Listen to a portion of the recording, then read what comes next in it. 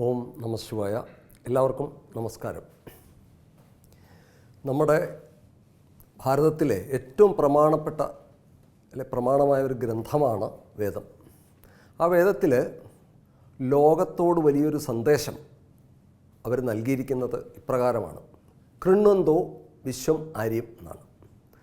ഈ ലോകത്തെ നമ്മുടെ നല്ല കർമ്മങ്ങളിലൂടെ ശ്രേഷ്ഠമാക്കി തീർക്കൂ എന്നാണ് ഋഷിമാർ നമ്മളോട് ആവശ്യപ്പെട്ടത്. അപ്പോൾ ഈ ശ്രേഷ്ഠത കൈവരിക്കുകയാണ് നമ്മുടെ ജീവിതത്തിൻ്റെ ലക്ഷ്യം. ഈ ശ്രേഷ്ഠത നമുക്ക് എങ്ങനെ കൈവരിക്കാൻ സാധിക്കും? അത് സംസ്കാരത്തിലൂടെയാണ്. ഇന്ന് ഈ നമ്മുടെ ഏറ്റവും മഹത്തരമായ ഒരു സംസ്കാരം, ആ സംസ്കാരം ഇന്ന് ലോപം വന്നുകൊണ്ടിരിക്കുന്ന ഒരു സമയമാണ്. ഇന്ന് നമ്മുടെ സമൂഹത്തിൽ എടുത്തു നോക്കിയാൽ ഈ സംസ്കാരത്തിൻ്റെ കുറവ് കൊണ്ട് എന്തെല്ലാം അപചയങ്ങളാണ് ഇന്ന് നമ്മുടെ സമൂഹത്തിൽ വന്നുകൊണ്ടിരിക്കുന്നത് എന്നുള്ളത് നമ്മുടെ ദൃഷ്ടാന്തമാണിപ്പോൾ നമുക്ക് മുന്നിൽ കാണാൻ സാധിക്കുന്നുണ്ടത്. കാരണം നമ്മുടെ കുടുംബ ബന്ധങ്ങളിൽ അതിൻ്റെ ശൈഥില്യം ഉണ്ടായി. വിവാഹ ജീവിതത്തിൽ ആൾക്കാർ ഡിവോഴ്സ് കേസുകൾ, അതുപോലെ വിവാഹ ബന്ധങ്ങൾ വേർപെടുത്തുന്ന ഒരുപാട് സംഭവങ്ങൾ ഇന്ന് നമ്മുടെ കാലത്ത് നടന്നുകൊണ്ടിരിക്കുകയാണ്. ഇന്ന് നമ്മുടെ സമൂഹത്തിൽ യുവാക്കളിലും യുവതികളിലും മറ്റും അവയർനെസ് കൊണ്ടുവരാൻ വേണ്ടിയിട്ട് ബോധവൽക്കരണ ക്ലാസ്സുകൾ ധാരാളം നടക്കുന്നുണ്ട്. അതുപോലെ തന്നെ സെമിനാറുകൾ, സിമ്പോസിയങ്ങൾ, ചാനൽ ചർച്ചകൾ, ഇതൊക്കെ ധാരാളം നടന്നുകൊണ്ടിരിക്കുന്ന ഒരു കാലഘട്ടമാണ്. എന്നിട്ട് ഇതുവല്ലതും നമ്മുടെ സമൂഹത്തിന് വല്ല മാറ്റവും വരുത്തുന്നുണ്ടോ എന്ന് ചോദിച്ചു കഴിഞ്ഞാൽ അത് യാതൊരു മാറ്റവും അതുകൊണ്ട് ഉണ്ടാകുന്നില്ല എന്നാണ് നമ്മൾ കാണുന്നത്. വർദ്ധിച്ചു വരുന്ന ആത്മഹത്യകൾ, അതുപോലെ തന്നെ പീഡനങ്ങളൊക്കെ ഇന്ന് നമ്മുടെ സമൂഹത്തിൽ വർദ്ധിച്ചുകൊണ്ടിരിക്കുകയാണ്. കുട്ടികൾ സർവകലാശാലകളിൽ പോകുന്ന കുട്ടികൾ പോലും വഴിതെറ്റി സഞ്ചരിക്കുന്നു. കാരണം അവിടെ റാഗിങ് നടക്കുന്നു. പഠിക്കാൻ പോകുന്ന സ്ഥലത്ത് റാഗിങ്ങാണ്. ഇതുമായിട്ട് യാതൊരു ബന്ധവുമില്ല. അടുത്ത കാലത്ത് നടന്ന സംഭവങ്ങളൊക്കെ നമ്മളെല്ലാവരും കണ്ടതാണ്. അപ്പോൾ ഇതെല്ലാം വർദ്ധിച്ചു വരുന്നതിൻ്റെ കാര്യം മറ്റൊന്നുമല്ല, സംസ്കാരമില്ലായ്മയാണ്. ഒരു കാലത്ത് നമ്മുടെ ഈ മലയാള നാട്ടിൽ, കേരളത്തിൽ എല്ലാ വീടുകളിലും സന്ധ്യാനാമങ്ങളുണ്ടായിരുന്നു. രാമായണം, മഹാഭാരതം, ഭാഗവതം തുടങ്ങിയ ഗ്രന്ഥങ്ങളൊക്കെ നമ്മൾ വായിച്ചിരുന്നു. സന്ധ്യയ്ക്ക് നാമം ജപിക്കും, അതുപോലെ തന്നെ ഈ കഥകൾ കേൾക്കും. ഇതെല്ലാം വളർന്ന ഒരു തലമുറയുണ്ടായിരുന്നു നമ്മുടെ നാട്ടിൽ. ആ തലമുറയിൽ നിന്ന് ഇത്രയും അപകടങ്ങൾ ഉണ്ടായിട്ടില്ല. ഈ രാമായണം തീർച്ചയായിട്ടും ഒരുവൻ്റെ ഉള്ളിലേക്ക് കടന്നു ചെന്ന് കഴിഞ്ഞാൽ, അല്ലെ ഭാഗവതം, അല്ലെ ഇത്തരം ഗ്രന്ഥങ്ങൾ, ഇതിലെ ആത്മീയ മൂല്യങ്ങൾ, അറിവുകൾ ഒരു മനുഷ്യൻ്റെ ഉള്ളിലേക്ക് കടന്നു ചെന്ന് കഴിഞ്ഞാൽ അവൻ ഒരിക്കലും ചീത്തയാകാൻ സാധിക്കില്ല എന്നുള്ളതാണ് സത്യം. നമുക്കൊരു 10-25 വർഷം അല്ലെ 30 വർഷം മുമ്പുള്ള ജീവിത രീതികൾ ഇപ്പോഴത്തെ ജീവിത രീതികൾ നോക്കിക്കഴിഞ്ഞാൽ അജഗജാന്തരമാണ്. ആടും ആനയും തമ്മിലുള്ള വ്യത്യാസം പോലെ ഉള്ള വ്യത്യാസങ്ങളാണ് ഇപ്പോൾ വന്നുകൊണ്ടിരിക്കുന്നത്. അപ്പോൾ ഇത് നമ്മുടെ സംസ്കാരത്തെ നമ്മളിന്ന് തള്ളുകയാണ്. നമ്മുടെ സംസ്കാരത്തെപ്പറ്റി നമ്മൾ പഠിക്കുന്നില്ല. അതുകൊണ്ട് നമ്മൾ അത്തരം കാര്യങ്ങളിൽ നമ്മൾ പിന്തിരിയുന്നു. ഭക്തിയൊക്കെ പഴഞ്ചനാണെന്ന് വിചാരിക്കുന്നു. ഒന്നിച്ചിരുന്ന വീട്ടിലൊക്കെ കുട്ടിക്കാലങ്ങളിൽ, നമ്മുടെയൊക്കെ കുട്ടിക്കാലത്ത് നമ്മൾ കണ്ടിരിക്കുന്ന എല്ലാവരും കുടുംബങ്ങളൊക്കെ ഒന്നിച്ചിരിക്കുന്നു.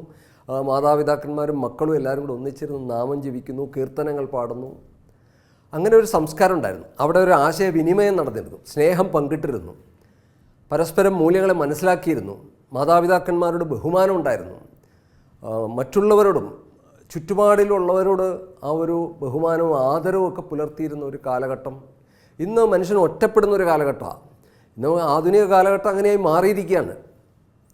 ഒരുപക്ഷെ എനിക്ക് തോന്നുന്നത് നമ്മുടെയൊക്കെ നാട്ടിൽ ഈ TV സീരിയലൊക്കെ വന്ന ഒരു കാലഘട്ടം ചിന്തിച്ച സിനിമകൾ ധാരാളം വന്നിരുന്നു. ഈ സിനിമകളൊക്കെ സന്ധ്യാസമയങ്ങളിലാണ് പലപ്പോഴും കൂടുതൽ സീരിയലുകൾ ഇറങ്ങിയിരുന്നത്. അപ്പോൾ അത്തരം കാര്യങ്ങൾ ഇത് വന്നതോടുകൂടി നമ്മുടെ സമൂഹത്തിലെ കുടുംബാംഗങ്ങളൊക്കെ ഒന്നിച്ചിരുന്ന് അതിലേക്ക് തിരിഞ്ഞു, സീരിയൽ കാണാനായിട്ട് തിരിഞ്ഞു.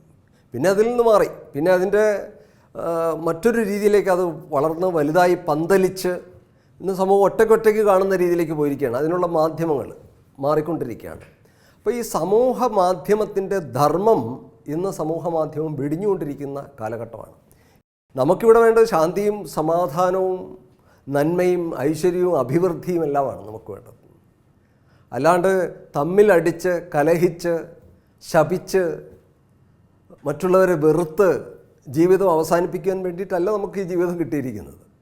അപ്പോൾ ഇന്നത്തെ സമൂഹത്തിൽ ഒരു വിദ്യാർത്ഥിക്ക് പോലും ഇന്ന് ശരിയായ ഈ സാംസ്കാരിക മൂല്യങ്ങൾ അവൻ്റെ ഉള്ളിൽ ചെല്ലാത്തത് കൊണ്ടാണ് അവൻ സർവകലാശാലകളിൽ പോകുമ്പോൾ, ഇപ്പോൾ ഭാവിയിലെ പൗരന്മാരാണവർ, അവർക്ക് ലോകത്തിന് എന്തെല്ലാം സംഭാവനകൾ ചെയ്യാൻ സാധിക്കും അവരെ സംബന്ധിച്ച്. ഇപ്പോൾ എൻജിനീയർമാരാണെങ്കിലും ഡോക്ടർമാരാണെങ്കിലും അല്ലെങ്കിൽ IAS-കാരാണെങ്കിലും IPS-കാരാണെങ്കിലും അങ്ങനെയുള്ള വിവിധ മേഖലകളിൽ എത്രയെത്രയോ മേഖലകളുണ്ട്. അവിടെയൊക്കെ പ്രവർത്തിക്കേണ്ട ആൾക്കാർ ഈ സത്യധർമാദികൾ വെടിഞ്ഞിട്ട് ആ ഒരു പ്രൊഫഷനിലേക്ക് തിരിയുകയാണെങ്കിൽ അതിൽ അത്യന്തം അപകടകരമായ ഒരു രീതിയിലേക്കും സമൂഹം പോവുക. ഇന്ന് നമുക്കറിയാം ഈ രാമായണം മഹാഭാരതം പോലെയുള്ള ഗ്രന്ഥങ്ങൾ മറ്റ് രാജ്യങ്ങളിൽ അവർ പഠിക്കുന്നുണ്ട്. ഭഗവത്ഗീത, ഇപ്പോൾ കർമ്മ തിയറി, എക്സിറ്റ് തിയറി എന്നൊക്കെ പറഞ്ഞിട്ട് മറ്റ് പല രാഷ്ട്രങ്ങളിലെയും സ്കൂളുകളിൽ അതുപോലെ സർവകലാശാലകളിൽ ഇതൊക്കെ പഠിക്കുന്നുണ്ട്. നമുക്കിവിടെ പഠിക്കാൻ സാധിക്കുന്നില്ല, സ്കൂളുകളിൽ പഠിപ്പിക്കുന്നില്ല, പാഠ്യപദ്ധതിയിൽ വരുന്നില്ല. എന്തുകൊണ്ട് നമ്മുടെ പാഠ്യപദ്ധതിയിൽ രാമായണവും മഹാഭാരതവും ഭാഗവതവും ഒക്കെ പഠിച്ചുകൂടാ? ഇതിലെവിടെ ഒരു സെമിറ്റിക് സങ്കല്പമില്ല. വിശ്വത്തെ മുഴുവൻ ഒരു കുടുംബമായിട്ട് കാണാൻ പഠിപ്പിച്ച ഒരു സംസ്കൃതിയാണ് ഭാരതത്തിൻ്റേത്. അത് രാമായണത്തിലാണെങ്കിലും മഹാഭാരതത്തിലാണെങ്കിലും ഭാഗവതത്തിലാണെങ്കിലും നമുക്ക് ഈ വിശ്വം മുഴുവൻ ഒന്നു ചേർന്ന് ജീവിക്കുന്ന ഒരു സമൂഹത്തെയാണ് നമുക്ക് അതിനകത്തൂടെ കാണുന്നത്.